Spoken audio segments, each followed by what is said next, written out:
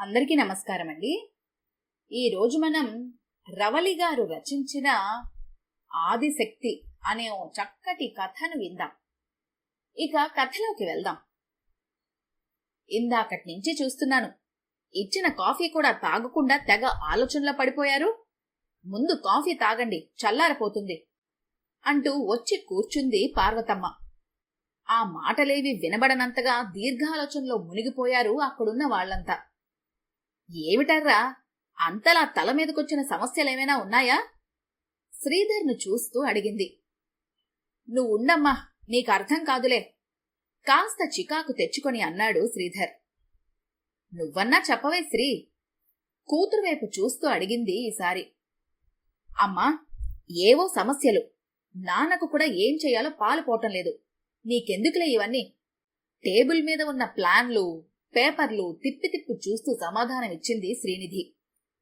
పార్వతమ్మ ముఖం చిన్నబుచ్చుకుంది.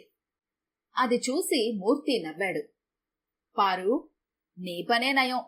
పొద్దున్నే లేచి అందరికీ కాఫీ టిఫిన్లు, మధ్యాహ్నం రాత్రి వంట చేసి వడ్డించడం హాయిగా ఉంటుంది.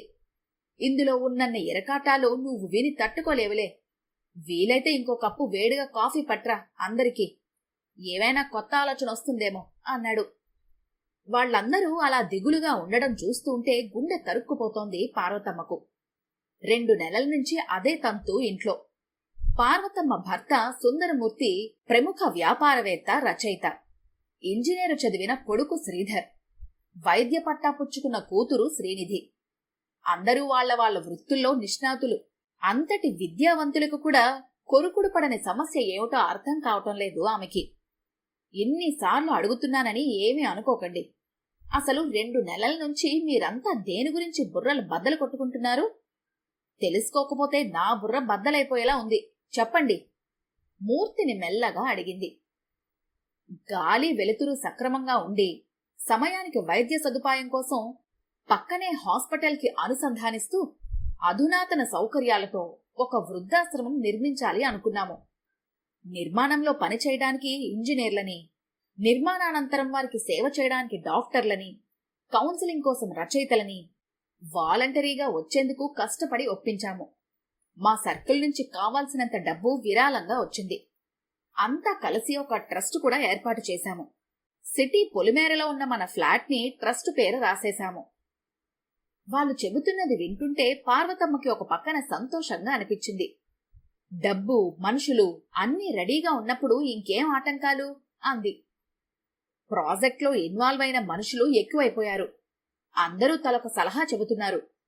ఇంజనీర్లు చెప్పినది డాక్టర్లు ఒప్పుకోరు, డాక్టర్లు చెప్పింది ఇంజనీర్లు సాధ్యం కాదు అంటారు. ఇద్దరి మధ్యన సమన్వయం కుదిరి ప్రాజెక్టు ముందుకెళ్లటం కష్టమైపోతోంది. ఇదేనా మీ సమస్య అంటూ నవ్వింది. ఇవి కాక మరికొన్నున్నాయి. ఆ సైటు కొన్నప్పుడు దానిలోకి దారి ఇవ్వటానికి ఒకప్పుడు పక్క సైటు యజమానులు ఇప్పుడు అది కుదరదంటున్నారు. వాళ్ల సైటు మన సైటు కలిపి పెద్ద అపార్ట్మెంట్ కి డెవలప్మెంట్ కి ఇవ్వాలని వాళ్ల ఆలోచన. ఇప్పుడు అవకాశం లేదని వాళ్ల బాధ. అందుకే అప్పుడిచ్చిన అగ్రిమెంట్ చల్లదని కోర్టుకెళ్తాం అంటున్నారు అంటూ చెప్పాడు శ్రీధర్. వాళ్ళు చెబుతున్నది వింటుంటే పార్వతమ్మకి దిగులుగా అనిపించింది.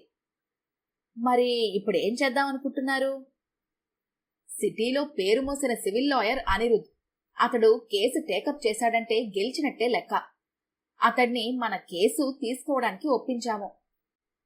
ఓహో, రేపు ఆ పక్క సైటు వాళ్లతో మాట్లాడటానికి వెళ్లేటప్పుడు నేను కూడా రానా అంది పార్వతమ్మ. నువ్వేం మాట్లాడతావు అన్నారు. వాళ్ల ప్రశ్న వెనుక మా వల్ల కానిది నీ వల్ల ఏమవుతుంది అన్న అర్థం వినిపించింది. ఇదేమన్నా 10 మందికి వంట చేసి పెట్టడం అనుకున్నావా, లేక కథ చదివి సలహా చెప్పడం అనుకున్నావా అన్నాడు మూర్తి. ఏదోలే నాన్న, ఇన్నాళ్లకి అమ్మ మన వ్యవహారాల్లో ఆసక్తి చూపించింది, ఎంకరేజ్ చెయ్యి అంది శ్రీనిధి. సరే అన్నాడు మూర్తి. బయలుదేరే ముందు తల్లికి కేసు గురించి పూర్తి వివరాలు చెప్పి బ్రీఫింగ్ ఇచ్చారు ఇద్దరు. నువ్వు అక్కడ ఎక్కువ తక్కువ మాట్లాడుకు, మనం భయపడుతున్నామని తెలిస్తే వాళ్ళు మరింత బిగుస్తారు. మన కేసుని డీల్ చేయడానికి అనిరుద్ధ్ను పెట్టుకున్నామని, అతడు మన చుట్టమని చెప్పాలి, అర్థమైందా అన్నారు. సరేలేండ్రా, నేను చూసుకుంటాగా అంది పార్వతమ్మ. ఏం చూసుకుంటావో ఏమిటో, నువ్వు సమస్య పరిష్కరించకపోయినా పర్వాలేదు, మరింత జటిలం మాత్రం చెయ్యకు. మనం 100 మందికి సమాధానం చెప్పాలి. మీరు చెప్పిందానికి మించి ఒక్క మాట కూడా మాట్లాడను, సరేనా?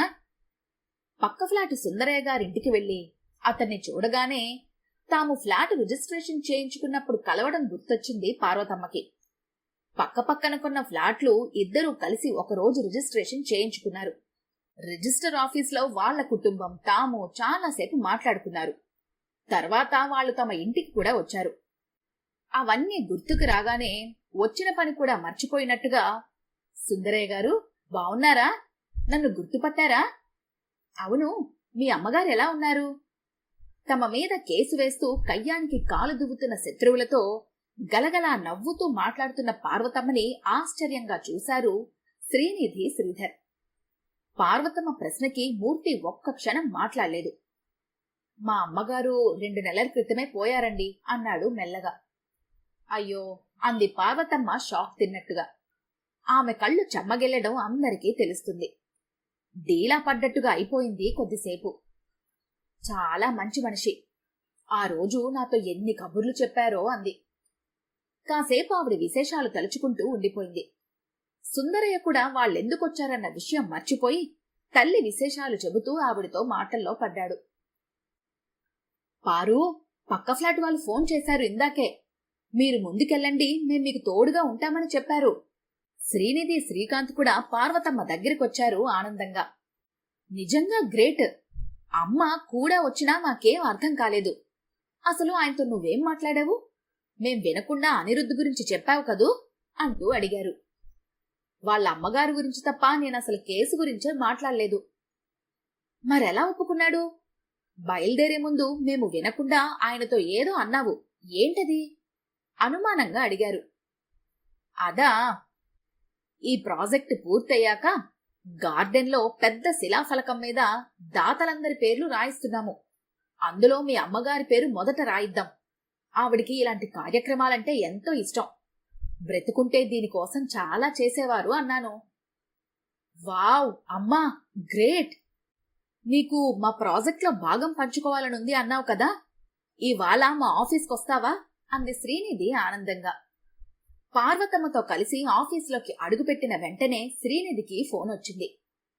అమ్మా, అర్జెంటుగా కలెక్టర్ ఆఫీస్కి వెళ్ళాలి నేను.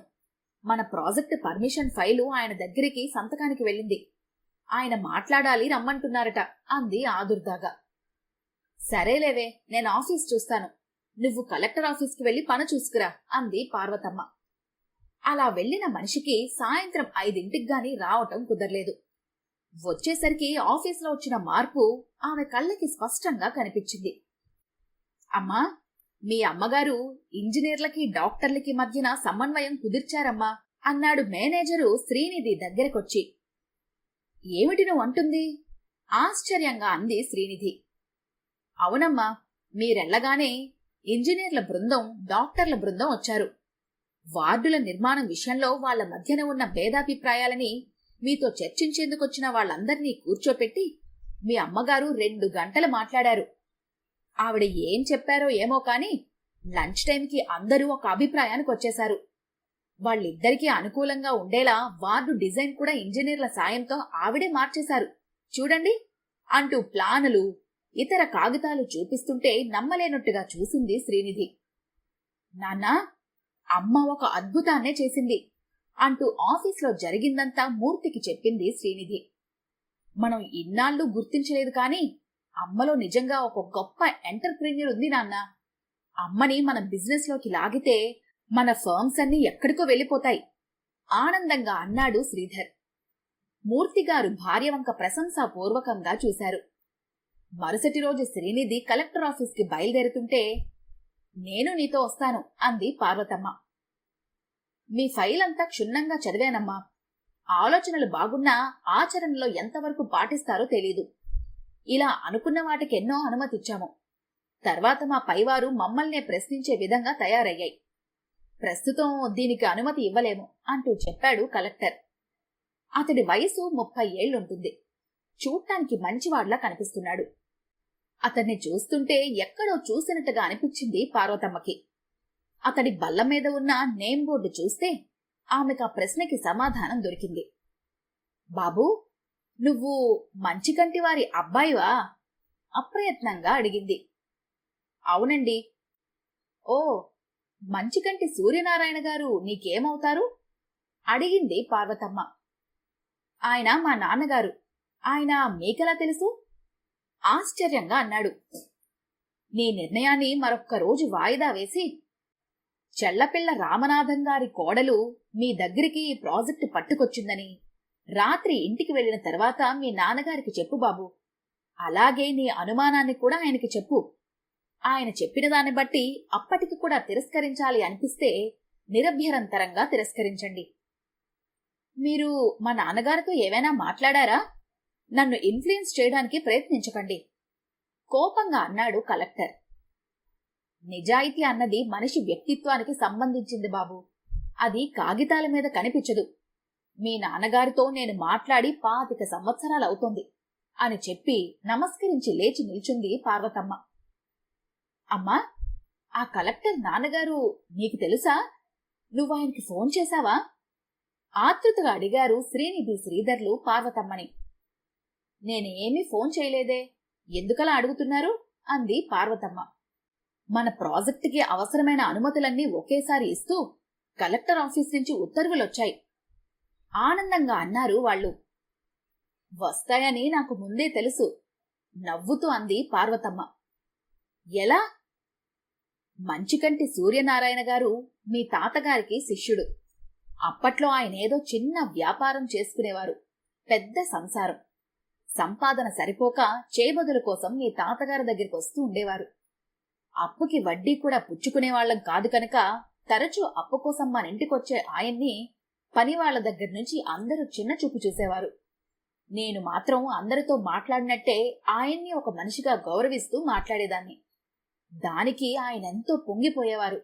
నన్ను అక్క అని అభిమానంగా పిలిచేవారు.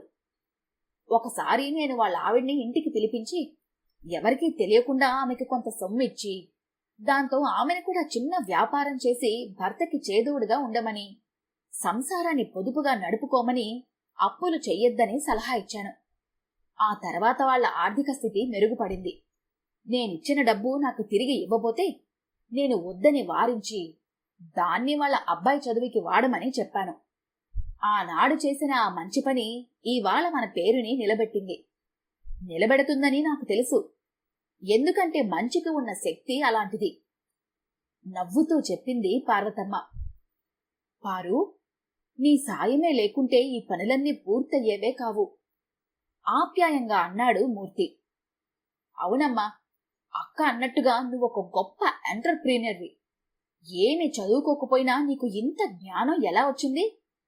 మేమంతా ఎంతో ప్రయత్నించినావని పనులన్నీ నువ్వు ఒక్కసారి ప్రయత్నిస్తే ఎలా పూర్తయిపోయాయి?